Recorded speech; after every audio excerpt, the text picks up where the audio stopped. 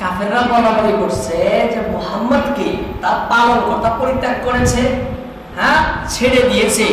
এর জবাবে আল্লাহ তাআলা কসম খাইলেন জুহার, কসম খাইলেন লাইলে সাজের ওয়াল লাইলি ইযা সাজা। তাহলে জুহার কসম খাইলেন, দ্বিতীয় কসমটি হলো ওয়াল লাইলি ইযা সাজা। আল্লাহ তাআলা বলেন ওয়াল লাইলি ইযা সাজা, কসম নিঝুম রাত্রের, কসম নিঝুম নিস্তব্ধ রাত্রের। ওয়াল লাইলি ইযা সাজা, কসম সেই রাত্রের যে আধার সহ আগমন করে, যে আধার সহ আগমন করে, অন্ধকার নিয়ে যে রাত আসে সেই রাতের কসম। ওয়াল লাইলি ইযা সাজা, সকল সেই রাত্রির যখন সে অন্ধকারাচ্ছন্ন করে সকল বস্তুকে, যখন রাত আসে সকল বস্তুকে আধারে ঢেকে দেয়। ওয়াল লাইলি ইযা সাজা, কসম সেই রাত্রির যখন তা অতি গভীর হয়, যখন তা অতি গভীর হয়। ওয়াল লাইলি ইযা সাজা, এইখানে আল্লাহ তাআলা কসম খাইলেন গভীর রাতের, নিঝুম রাতের, নিস্তব্ধ রাত্রের, নিস্তব্ধ রাত্রের। এবার এখানে জানার বিষয় যে আল্লাহ তাআলা কোন রাত্রের কসম খাইলেন। হ্যাঁ, তাফসীর ইবনে জারীর বা তাবারীতে রয়েছে অনেক মুফাসসিরগণ এই আয়াতের অনেকটি অর্থ করেছে, এই আয়াতের অনেকটি অর্থ করেছেন। বিশিষ্ট মুফাসসির ইবনে আব্বাস রাদিয়াল্লাহু তাআলা আনহু এই আয়াতের অর্থ করেন ওয়াল লাইলি ইযা আকবাল, ওয়াল লাইলি ইযা আকবালা, সকল সেই রজনীর যে রাত আগমন করে, যে রাত আসে, যে রাত আসে। যদি এই অর্থ নেন তাহলে অর্থ হবে পুরো রাত্রিরই। হ্যাঁ, যেমন সেখানে ছিল পুরো দিন, তাহলে এখানে অর্থ হবে ওয়াল লাইলি ইযা সাজা, সকল সেই রাত্রের যে রাতটা আসে আগমন করে, তাহলে পুরো রাত্রি, রাত্রের কসম। আসুক না আসুক সাধারণ হলো, যদি আসার পরে সেই রাত্রের কসম তখন তো অন্ধকারী হয়ে যাবে। ওয়াল লাইলি ইযা সাজা, ওই রাত্রের কসম যে রাত আগমন করে, আসে, যে রাতটি আসে। দ্বিতীয় তাফসীর করেছেন ইবনে জারীর রাহিমাহুল্লাহ তাআলা ওয়াল লাইলি ইযা আসকানা বিআহলিহি ওয়া সাবাতা বিযালামিহি, তিনি বলেন কসম সেই রাত্রির যখন সে অতি আধার হয়, অতি নিঝুম হয়ে যায়, অতি আধারও নিঝুম হয়ে যায়। ওয়াল লাইলি ইযা সাকানা বিল খালক, সকল সেই রজনী যখন সে সকল বস্তুকে নিস্তব্ধ করে দেয়। ইমাম কাতাদা রাহমাতুল্লাহ আলাইহি তাফসীর করেন। এছাড়াও অনেকে অনেক তাফসীর করেছেন। সমস্ত তাফসীরের সারাংশ হলো দুটি বস্তু। কেউ কেউ তাফসীর করেছেন পুরো রাত্রিকে, কেউ কেউ তাফসীর করেছেন পুরো রাত্রিকে, যে পুরো রাত্রি এখানে উদ্দেশ্য। যেমন জোহার দ্বারায় পুরো রাত্রি নিয়েছে, ওয়াল লাইলির দ্বারায় পুরো, জোহার দ্বারায় পুরো দিন, আর ওয়াল লাইলির দ্বারা পুরো রাত্রি। হ্যাঁ, দ্বিতীয় অর্থ হলো জোহার দ্বারায় সারা দিনের ভিতরে ওই সময়টুকু উদ্দেশ্য যে সময় সূর্যের আলো একদম পরিপূর্ণ হয়, পূর্ণতা লাভ করে, পুরা বিশ্বে উজ্জ্বলতা ছড়ে পড়ে, সেই সময় কসম খেয়েছেন। আর ওয়াল লাইলি ইযা সাজার দ্বারা অর্থ হলো সেই রাত্রি যখন রাত্রি অতি গভীর হয়, একদম আধারই আধার হয়ে যায়, অন্ধকারে আচ্ছন্ন হয়ে যায় সকল বস্তু, সব বস্তুই আধারের কারণে, অতি গভীর রাত্র হওয়ার কারণে জগতের সকল প্রাণীকুল নিদ্রায় বিবর হয়ে যায়, নিমগ্ন হয়ে যায়, যার জন্য পুরা বিশ্বের নীরব নিস্তব্ধ নিঝুম হয়ে যায়। নীরব নিস্তব্ধ একদম খামোশ হয় না, রাত্রে অধিক গভীর হওয়ার কারণে সকল প্রাণী ঘুমে বিভোর, যার জন্য গোটা বিশ্বে নিঝুম, অতি আধার, বিশাল অন্ধকার, ঘোর তমসা, ঘোর অমানিসা। সেই সময়টাকে, রাত্রে সেই কালকে ওয়াল লাইলি ইযা সাজার মধ্যে কসম খাওয়া হয়েছে, ওয়াল লাইলি ইযা সাজার মধ্যে কসম খাওয়া হয়েছে। আল্লাহ তাআলা কসম খাইলেন ওয়াল জুহা, ওয়াল লাইলি ইযা সাজা, জুহার এবং লাইলে সাজের, জুহা এবং লাইলে সাজ। এবার জানার বিষয়, কাফেররা বলছে নবীকে গালি, কাফেররা নবীকে বলছে গালি, নবীর উপরে আপত্তি করেছে, নানান অভিযোগ। হ্যাঁ, নবীর উপরে তারা নবীকে নিক্ষেপ করছে নানান রকমের বাক্যবাদ, আর নবীকে অকথ্য কথায় তারা গালিগালাজ করতেছে। কাফেররা যে ওহী আসতেছে না, মুহাম্মদকে তার প্রভু ছেড়ে দিয়েছে, বিভিন্ন জনের নানান রকম কথা, তাই না? এর জবাবে নবীকে শান্তনার সাথে তাদেরকে জবাব দিলেন। এর মধ্যে কসম খাইলেন কিসের? অজহার ওয়াল লাইলের। এর সাথে যোগসূত্র কি, মিল ও সম্পর্ক কি? হ্যাঁ, ওহী বন্ধ হওয়ার কারণে নবীর মন ক্ষুণ্ণ, এদিকে কাফেররা আরো বলাবলি করতেছে, গালিগালাজ, নানান রকমের কথা। হ্যাঁ, আর তার জবাবে আল্লাহ কসম খাইলেন জুহার লাইলের। এবার জানার বিষয়, জুহার লাইলের কসম কেন আল্লাহ খাইলেন? এর সাথে মিল কি রয়েছে? এখানে মিল রয়েছে। ফখরুল মুফাসসিরিন আব্দুল হক হাক্কানী রাহমাতুল্লাহ আলাইহি তাফসীরে হাক্কানীর ভিতরে এর দুটি রহস্য, দুটি কারণ তুলে ধরেন। কয়টি? দুইটি কারণ। কি কারণ? ওহী বন্ধ হয়ে গেছে। ওহী বন্ধ হওয়ার কারণে, তাহলে ওহীটা একটা আন্ধার না? ওহী বন্ধ হয়ে যাওয়া না একটা আন্ধার না? এক প্রকার আন্ধার না, এক প্রকার অমানিসা, অন্ধকার, তমসা, এক প্রকার আধার। ওহী বন্ধ হয়ে গেছে। যেমন আদালত, যেমন আধার গভীর, অতি গভীর হয়ে যায় রাত যখন, একদম নিঝুম নিস্তব্ধ হয়ে যায়, আলোর কোনো লেশ থাকে না, এত অন্ধকারের মধ্যে মানুষ কল্পনাও করতে পারে না যে আবার আলো ফিরে আসবে, আবার আলো চলে আসবে, আবার এই জগৎ উজ্জ্বল হয়ে যাবে, কিরণময় হয়ে যাবে, পহর চতুর্দিকে ছড়ে যাবে। কল্পনাও করতে পারে না, কিন্তু চলে আসে না? হ্যাঁ, প্রতিদিনই চলে আসে না? রোজই চলে আসছে।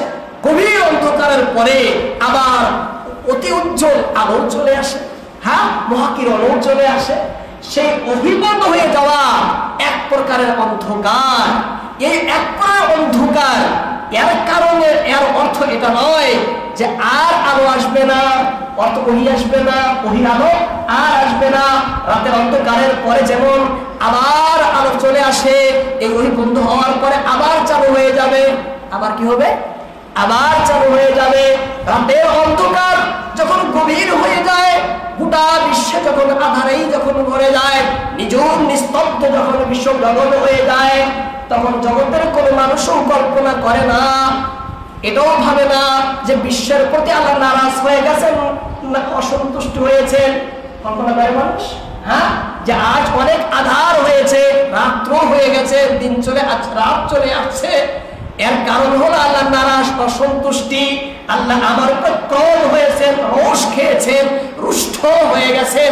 এমন হয় কি? এমন তো কেউ ভাবে না। ভাবে কেউ? হ্যাঁ, কেউ মনে করে না। তাহলে ওহী বন্ধ হওয়ার কারণে হে মুক্কার কাফেরগণ, তোমরা কেন ভাবছো? হ্যাঁ, ওহী বন্ধ হওয়ার কারণে তোমরা কেন ভাবছো আল্লাহ তার প্রতি নারাজ হয়ে গেছেন? ওহীর আলো বন্ধ হওয়ার কারণে তোমরা কেন নবীকে বলছো যে তার প্রভু তার প্রতি অসন্তুষ্ট হয়েছেন, তাকে ছেড়ে দিয়েছেন? রাত্র আসার কারণে যেমন প্রমাণ হয় না, প্রতিমান হয় না, যেমন এর কোনো কারণ নেই আল্লাহ নারাজ হয়ে যাওয়ার, ঠিক তেমনই কোনো কারণ নেই, তেমন প্রমাণ নেই ওই বন্ধ হওয়ার কারণে আল্লাহ তার হাবিবের প্রতি নারাজ হয়েছেন বলে। হ্যাঁ, আল্লাহর হাবিবের প্রতি তিনি কি হননি? নারাজ হননি, অসন্তুষ্ট হননি। আবার সেই গভীর আধারের পরে আবার যেমন উজ্জ্বল চলে আসে, এই ওহী বন্ধ হওয়ার পরে আবার ফের ওহীর ধারাবাহিকতা আবার চালু হবে, যা উজ্জ্বল, যা কি উজ্জ্বল। এক নম্বর রহস্য। দুই নম্বর রহস্য হলো ওহী বন্ধ হওয়ার কারণে নবীর মন ক্ষুণ্ণ, নবীর মন ব্যথিত। ব্যথিত না? নবীর মন ব্যথিত, ক্ষুণ্ণ, চতুর্দিক থেকে নবী দুঃখিত, ব্যথিত, বিষাদিত, নবীর অন্তর বিষাদময়, বিষণ্ণ। এই জন্য এই সমস্ত দুঃখ এক প্রকার অন্ধকার না? হ্যাঁ, ব্যথা, যাতনা, যন্ত্রণা, লাঞ্ছনা, বঞ্চনা, এই সকল বস্তু এক প্রকারের কষ্ট না? অন্ধকার না? হ্যাঁ, অমানিসা অন্ধকার। আবার খুশি, হাসি, আনন্দ, প্রফুল্লতা, প্রসন্নতা, হ্যাঁ, সুখ, শান্তি, এই সকল এক প্রকারের আলো। আলো না? হ্যাঁ, এই কারণে আল্লাহর নবীর যে অসন্তুষ্টি, আল্লাহর নবীর মনে যে ব্যথা, এই আলোক সে তুলনা করেছে ওয়াল্লাইলি সাজার দ্বারায়। ওয়াল্লাইলি ইজা সাজার দ্বারায়, রাত যেমন অন্ধকার, হে রাসূল আপনার অন্তর দুঃখের অন্ধকারে ছেয়ে গেছে, দুঃখের অন্ধকারে ছেয়ে গেছে। আবার সেই গভীর অন্ধকার অন্ধকারের পরে আবার দিনের কিরণ যে ফিরে আসে, আলো যে ফিরে আসে, আপনার তেমন দুঃখ চিরকাল থাকবে না। অচিরেই আবার আলো ফিরে আসবে, অচিরেই আপনার সুখ, শান্তি, আরাম, আপনার ভালোবাসা, হ্যাঁ, আপনার শান্তি, সব কিছুই কি আসবে, আবার ফিরে আসবে, আবার চলে আসবে। অর্থাৎ ওই ধারাবাহিকতা আবার চালু হবে। তখন আপনি হবেন প্রফুল্ল, আপনি হবেন আনন্দিত, আপনি হবেন মহাসুখী, আপনি হবেন মহাসুখী। তাহলে এই দুইটি বোঝাবার জন্য আল্লাহ তাআলা ওয়াল লাইলি ইযা ওয়াজহা ওয়াল লাইলি ইযা সাজার কসম খেয়েছে। মিল আছে না তাহলে? হ্যাঁ, বাস্তবের সাথে আল্লাহর কসমের সাথে, শপথের সাথে মিল আছে না? এই মিলের কারণেই আল্লাহ তাআলা তার কসমকে সমস্ত কাফেরদেরকে, মুশরিকদেরকে দাঁড় ভাঙ্গা জবাব দিলেন এবং তার হাবিবকেও সান্ত্বনা দিলেন, তার হাবিবকেও সান্ত্বনা তিনি দিলেন। এরপরে এখানে আল্লাহ তাআলা সমস্ত মানুষকে, আল্লাহর নবীকে এবং গোটা বিশ্বের মানুষকে পরিষ্কারভাবে বুঝাইলেন, দেখো দিন যায় রাত আসে, রাত যায় রাত আসে, আলো যায় অন্ধকার আসে, অন্ধকার যায় আবার আলো চলে আসে। এই আসা যাওয়া, এই গমনাগমন, এই পরিবর্তনের কারণে, হ্যাঁ, এটা বলা বা এটা সিদ্ধান্ত নেওয়া যে আল্লাহ নারাজ হয়েছেন, হ্যাঁ, এটা মূর্খতা না, মূর্খতা এবং জ্ঞানের মহাশূন্যতা। কারণ দিন আমরা বাস্তব জগতে দেখি, আলো আসে দিন যায়, হ্যাঁ, আলো আসে আবার আধার চলে যায়, আধার চলে যায়, আলো আসে। এর কারণে আমরা কেউ জগতে কেউ ভাবে না, মনে করে না, বলাবলি করে না যে কারোর প্রতি নারাজ হয়েছে। তাহলে তোমরা কেন বলছো নবীকে যে নবী নারাজ? এই জন্য আল্লাহ বলছেন, হে আমার হাবিব, আপনি তাদের বাজে কথায়, তাদের কুমন্তব্যে আপনি দৃষ্টিপাত করবেন না, কনকচর দিবেন না। কেন দিবেন না? আমি আপনাকে সর্বপ্রকারের নিয়ামত দিয়ে পরিপূর্ণ করেছি। কি করেছি? সর্বপ্রকারের নিয়ামত দিয়ে আপনাকে আমি পরিপূর্ণ করেছি। হ্যাঁ, আমি আপনার মানকে উন্নত থেকে উন্নত করেছি, আপনার শান সম্পদ, আপনার মর্যাদাকে আমি অধিক থেকে অধিকতর করে দিয়েছি, সব থেকে উচ্চ শিখরে নিয়ে গেছি আপনার মান মর্যাদাকে। তাহলে আপনি কেন দুঃখিত হবেন? হ্যাঁ, তাহলে আপনি কেন তাদের বাজে কথায় মন্তব্য দিবেন? আমার প্রিয় হাবিব, আমি আপনার উন্নতি চরম উৎকর্ষের মধ্যে আপনাকে পৌঁছে দিয়েছি, এই জন্য আপনি শান্ত হয়ে যান, এই জন্য আপনি শান্ত হয়ে যান। এ রাসূল শুধু দুনিয়ায় নয়, আপনি আখিরাতেও আপনার জন্য মহাসুখ রেখে দিয়েছি। শুধু দুনিয়াতেই না, আখিরাতেও আপনার জন্য মহাসুখ রেখে দিয়েছি, আপনার জন্য মহাকল্যাণ নিশ্চিত, অবধারিত, নির্বাচিত, নির্ধারিত। আখিরাতের সকল সুখ একমাত্র আপনার জন্য, সকল সম্মান, সব থেকে সুখ সম্মান আখিরাতে কে পাবেন? সব থেকে বেশি কে পাবেন? আমাদের নবী মুহাম্মদ রাসূলুল্লাহ সাল্লাল্লাহু আলাইহি ওয়াসাল্লাম।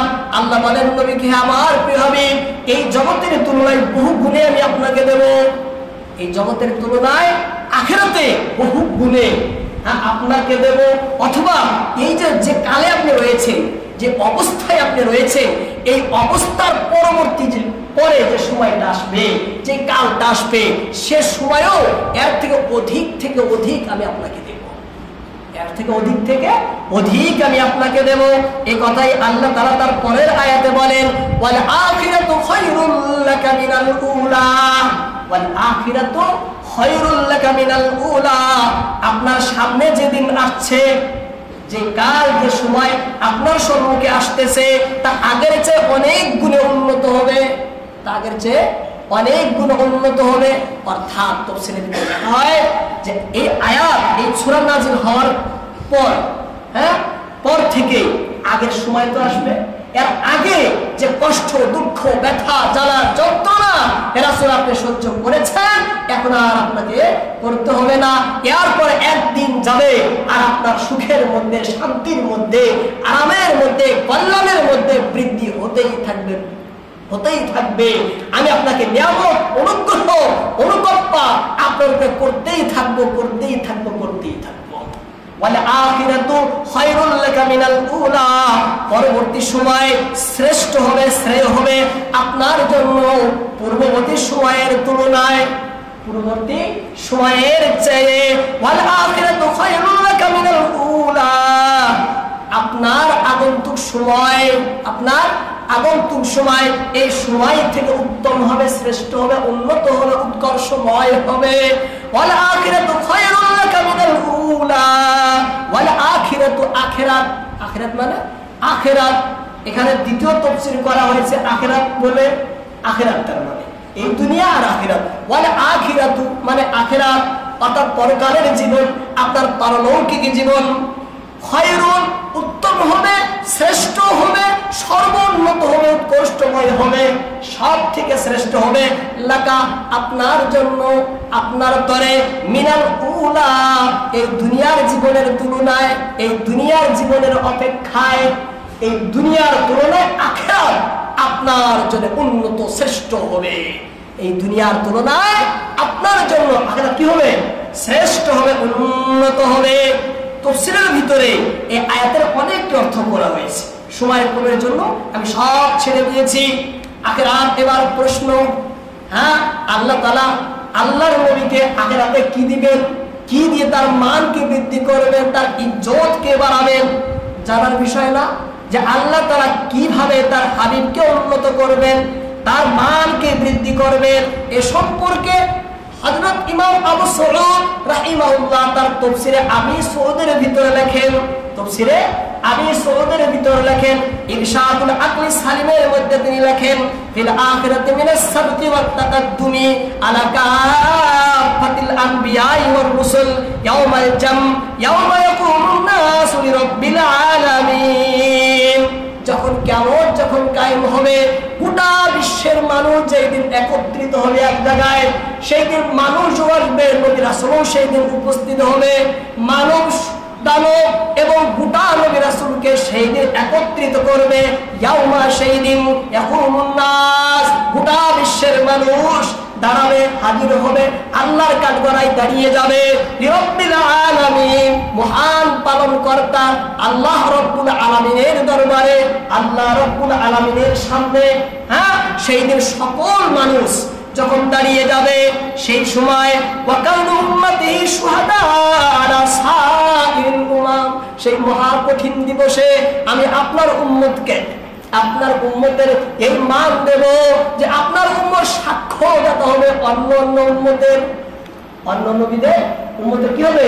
সাক্ষ্য দিতে হবে, সাক্ষী দান করবে। হ্যাঁ, আপনার উম্মতকে বাড়াবো, কাঠগড়ায় দাঁড়াবো না, কাঠগড়ায় দাঁড় করবো না, বরং সাক্ষী হিসাবে পেশ করবো। হিসাবে পেশ করবো, সাক্ষী হিসাবে পেশ করবো। ওয়ারাফু দারাজাতিল মুমিনিন, ওয়ারাফু দারাজাতিল মুমিনিন, এবং আমি আখিরাতে হ্যাঁ সকল মুমিনের মধ্যে আপনার মানকে সব থেকে উচ্চ করব, সব থেকে উচ্চ করব। আপনার উপরে মান, শান সম্পদ, মর্যাদা সম্পন্ন আর কেউ থাকবে না। وغير ذلك من الكرامات السنية التي لا تحيط بها العبارة। ইমাম আবু সুউদ বলেন, নবীকে আখিরাতে কি দিবেন, আল্লাহ কত দিবেন, কত দিবেন, বলে শেষ করা যায় না, লিখে শেষ করা যায় না। তার ভাষা নেই বলার জন্য, একদিন বলে তিনি কি বললেন যে ভাষা নেই, লা তুহিতু বিহাল ইবারা, ইবারত দ্বারা সেই সমস্ত বস্তুকে ব্যক্ত করা যায় না, আয়তন করা যায় না। আল্লাহ তাআলা আখিরাতে তার হাবিবকে কত নিয়ামত দিবেন, হ্যাঁ কত দান দিবেন, বলে শেষ করা যাবে না, বলে শেষ করা যাবে না, লিখে শেষ করা যাবে না। অনেক কিছু দিবেন, কি দিবেন? অনেক কিছু দিবেন। আল্লাহ তাআলা আখিরাতকে হাউজে কাউসার দিবেন, কি দিবেন? হাউজে কাউসার দান করবেন। তিনি তাকে মাকামে মাহমুদ দিবেন।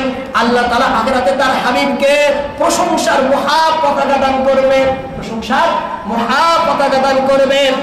আল্লাহ তাআলা বলেন, হে বিশ্বের লোকেরা, হে কাফির মুশরিকরা, ভালো করে শুনে রাখো, তোমরা বলছো আমি আমার হাবিবকে পরিত্যাগ করেছি, তোমরা বলছো আমি আমার হাবিবের প্রতি অসন্তুষ্ট হয়েছি, আমি অসন্তুষ্ট হয়ে পরিত্যাগ করব তো দূরের কথা, আমি এই দুনিয়ায় তার মান বাড়িয়েছি এবং আখিরাতেও দেখো তার মান কত বাড়াচ্ছি, এবং আখিরাতেও তার মান দেখো কত উন্নত করছি, কত বাড়িয়ে দিচ্ছি। নবীর প্রতি নারাজ হব, হ্যাঁ অসন্তুষ্ট হব, এটা কিভাবে তোমরা বলো?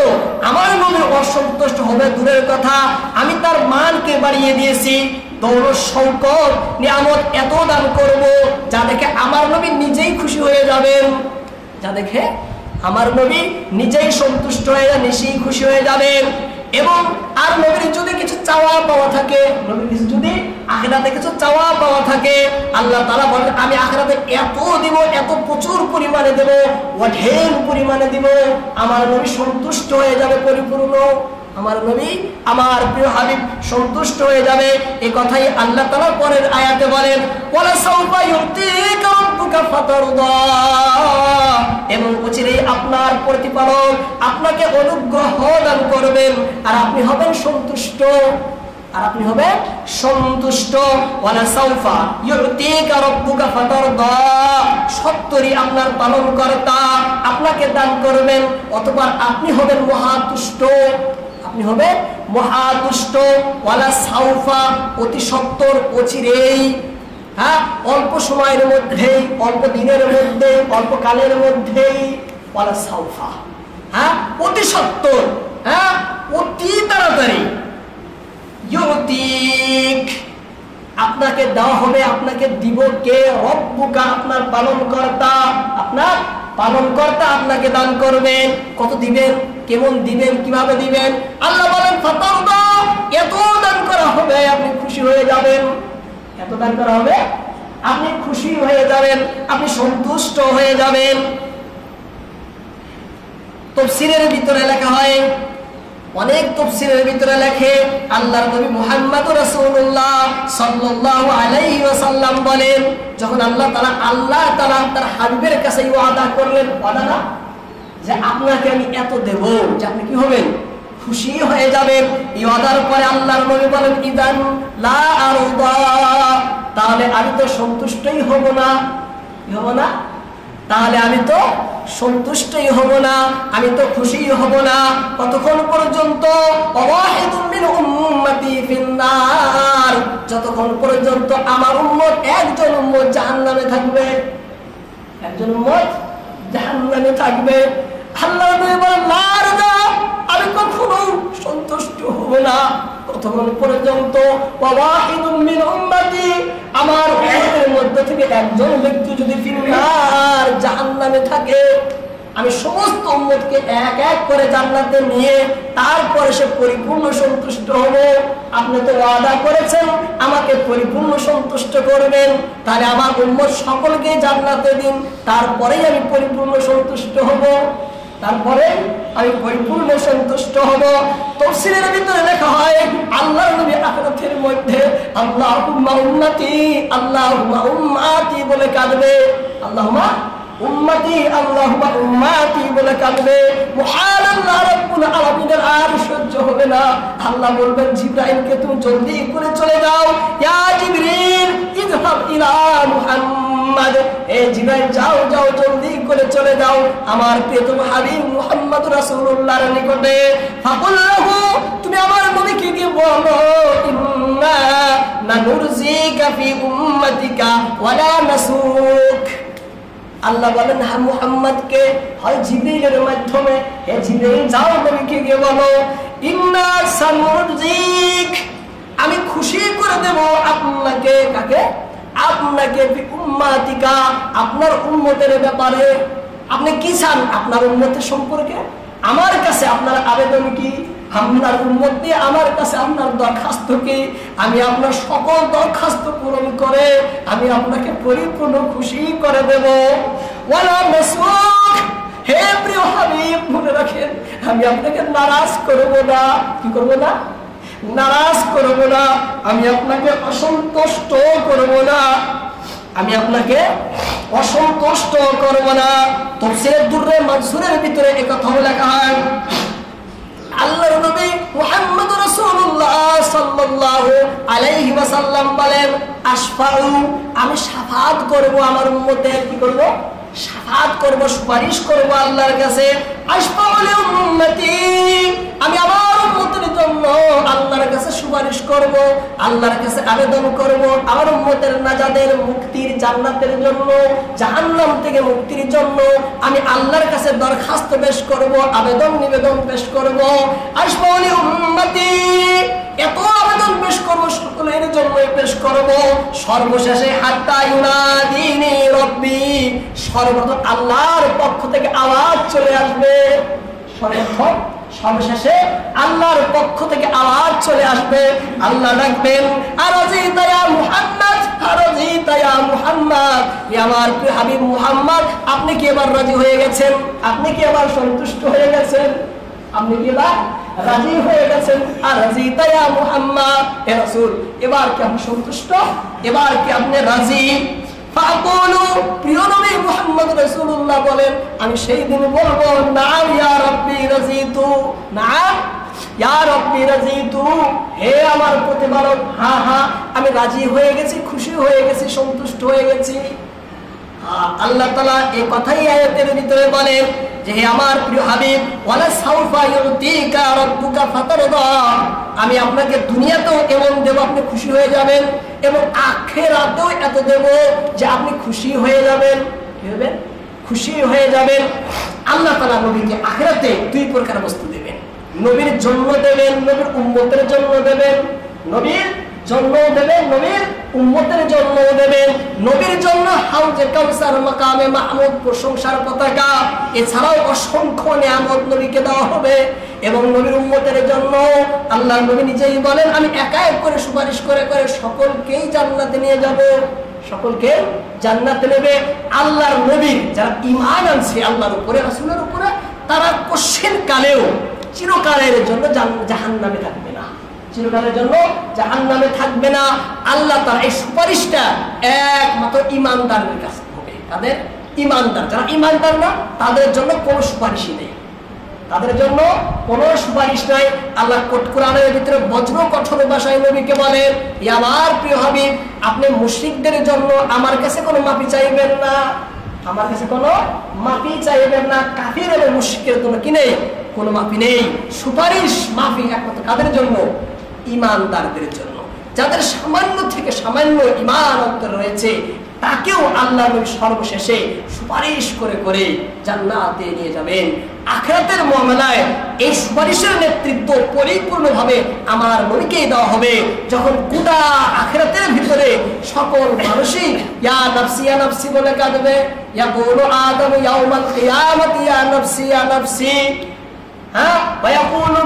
ويقول موسى كليم الله يوم القيامة يا رب نفسي يا رب نفسي، ويقول سليمان صاحب المملكة يوم القيامة يا رب نفسي يا رب نفسي، ويقول عيسى روح الله يوم القيامة يا رب نفسي يا رب نفسي، ويقول داود خليفة الله يوم القيامة يا رب نفسي يا رب نفسي، ويقول نوح نبي الله يوم القيامة يا رب نفسي يا رب نفسي، ويقول سيدنا ونبينا وحبيبنا ورسولنا محمد صلى الله عليه وسلم يوم القيامة يا رب أمتي يا رب أمتي।